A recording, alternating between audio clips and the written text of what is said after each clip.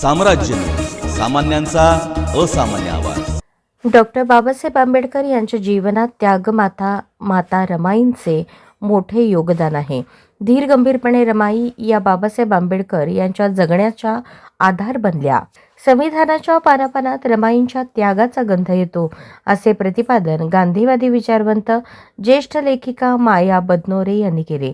करुणाशील समितीच्या वतीने माता रमाई जयंतीनिमित्त आयोजित महाथेरी सन्मान सोहळ्यानिमित्त त्या बोलत होत्या। अध्यक्षस्थानी सोलापूर विद्यापीठाचे सहाय्यक कुलसचिव शिवाजी शिंदे हे होते।